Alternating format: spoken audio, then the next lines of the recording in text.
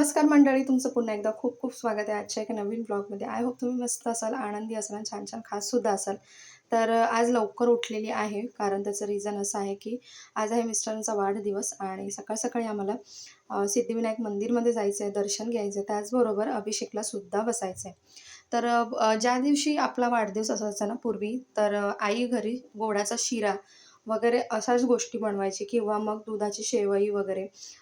तर त्याच असायच्या सगळ्या गोष्टी. आत्ता हल्ली केक वगैरे सगळं झालं, केक कटिंग वगैरे या सगळ्या गोष्टी झालेल्या आहेत. पण पूर्वी आपला वाढदिवस म्हणजे गोडाचा शिरा हेच असायचं. अगदी मी 9वी-10वी पर्यंत असेपर्यंत केक कटिंग वगैरे या सगळ्या गोष्टी मलासुद्धा माहिती नव्हत्या. सो इथे त्याचमुळे जुन्या आठवणींना थोडासा उजाळा देत आज मिस्टरांच्या वाढदिवसानिमित्त छान असा गोडाचा शिरा केलेला आहे. एरवी आमच्याकडे आठवड्यातून एकदा तरी गोडाच्या शिऱ्याचा नाश्ता असतोच. पण आज मुद्दामून केला आहे त्यांच्यासाठी. सो देवाला नैवेद्यसुद्धा दाखवेन आणि आम्ही सगळेसुद्धा नाश्त्याला गोडाचा शिरा खाऊन दिवसाची सुरुवात जी आहे ती गोड अशी करणार आहोत. त्यानंतर सिद्धिविनायक मंदिरामध्ये जाणार आहोत. तर जेव्हा पण मला सकाळी असं लवकर निघायचं वगैरे असते ना, तर तर मी खूप आधी लवकर उठते. जेणेकरून माझी सगळी घरातली कामं आवरून मला बाहेर पडता येईल. कारण घरात जी कामं आपण ठेवून गेलो आणि बाहेरून फिरून आल्यानंतर तीच कामं करायला खूप जास्त कंटाळा येतो. सो मी घरातून सगळं आवरून जाण्यासाठीच प्रिफर करते नेहमी. सो इथे चहासुद्धा झालेला आहे आणि चहाशिवाय दिवसाची सुरुवात ही माझी होतच नाही.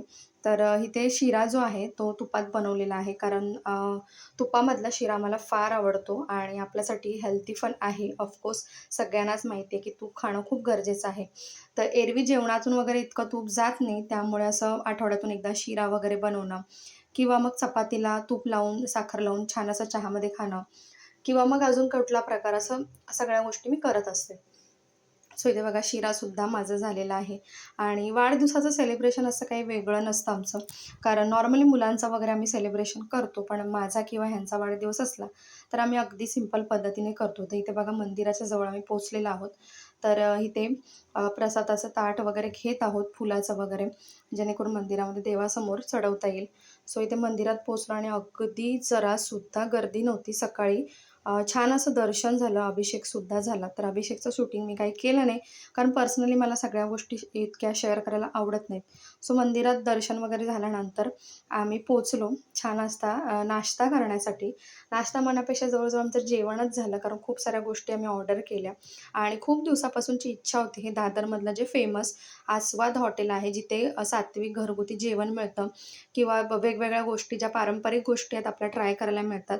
जसं की आमरस किंवा मोदक, आपलं पिठलं, त्यानंतर भाकरी छान अशी, पुरी भाजी वगैरे या सगळ्या गोष्टी. तर आम्ही त्या सगळ्या ऑर्डर केल्या आणि खूप जास्त सगळ्या टेस्टी होत्या आणि इथे बिल सर्व्ह करायची पद्धत देखील खूप छान होती. मला खूप जास्त आवडली.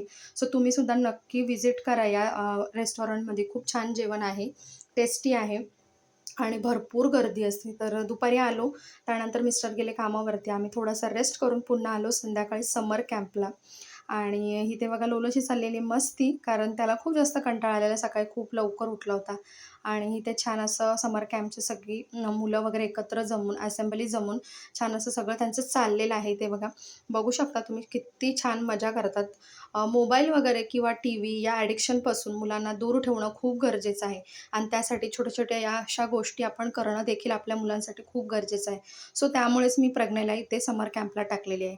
आय होप तुम्हाला छोटासा आजचा मिनी ब्लॉग आवडला असेल.